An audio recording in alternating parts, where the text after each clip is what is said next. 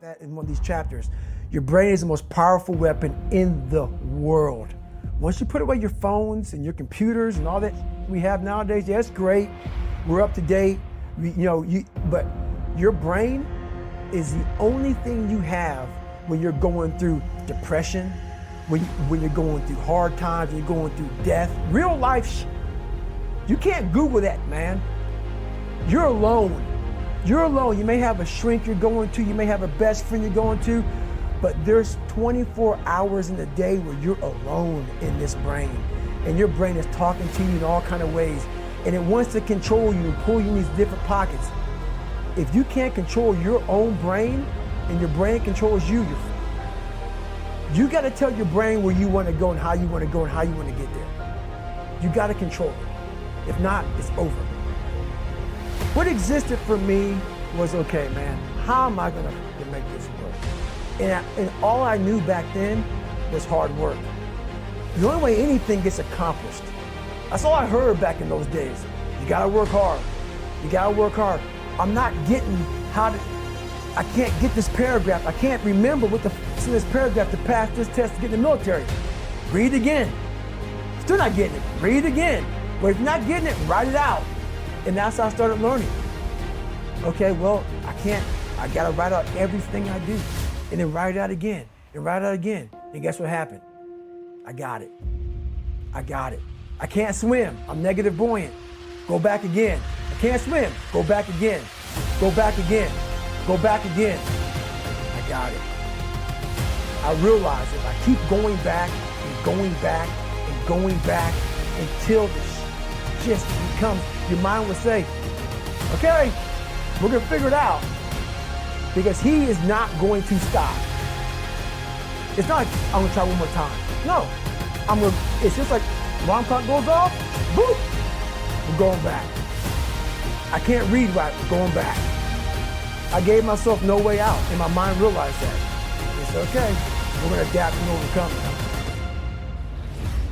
When I was 297 pounds, and I was fat as hell trying to be a Navy SEAL, the scariest thing in the world to me even to this day was that could have been the rest of my life. I thought then I was trying hard. That's the scariest thing in the world. I thought then, 297 pound, working for Ecolab, spraying for cockroaches, making $1,000 a month. I thought that was me at my 100% potential.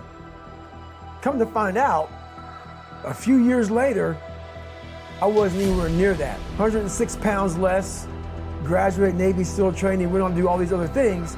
Looking back on that, that was me trying hard.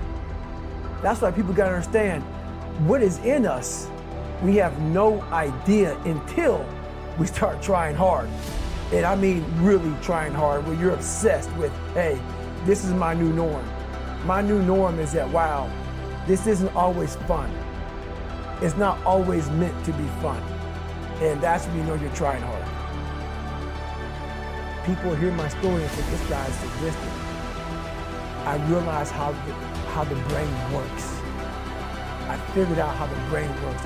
I'm a scared kid, and that's what gives me so much power. I had no foundation, and I built this off of just researching the mind.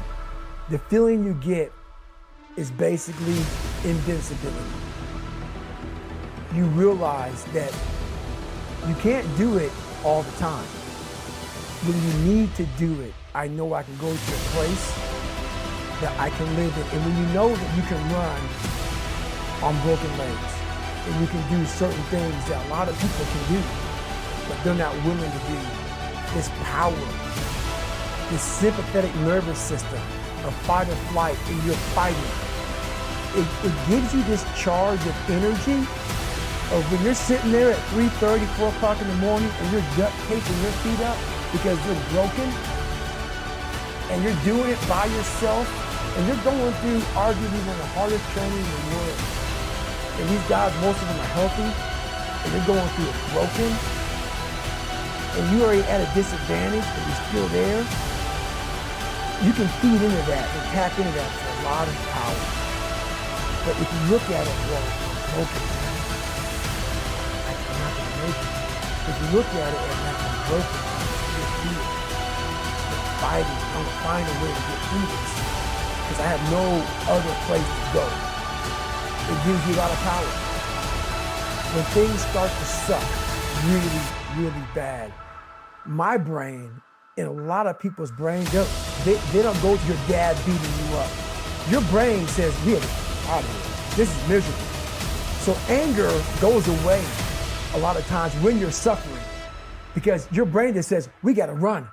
We got to go." So that anger is not popping up saying, "Oh, I want to show them. I want to show those people." No, there has to be a much deeper. When I say deeper, it has to be down to mineral soil. It has to be down to that nice mineral soil where nothing can burn. You can't burn dirt. So it has to be down that low, that literally is something in you that's at the core of your soul. But you don't find it unless you spend a lot of time with what you want to be in life. I can't give that to you.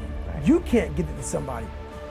When you find your true passion in life, and my passion for me was like, oh, I want to be I didn't give Navy SEALs. I don't give a shit. I want to serve my country. I want to be someone that I'm proud of.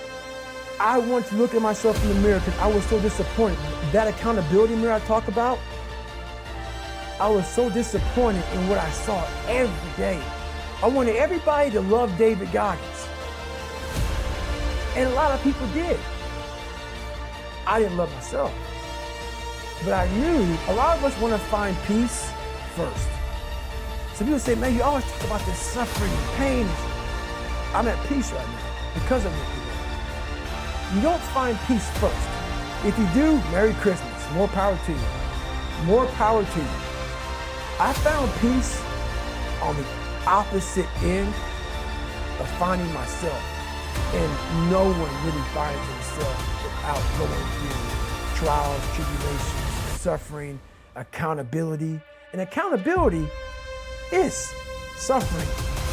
Being accountable every day for doing it right, for yourself, for the people next to you, it's miserable. It's hard. So, even the smallest details.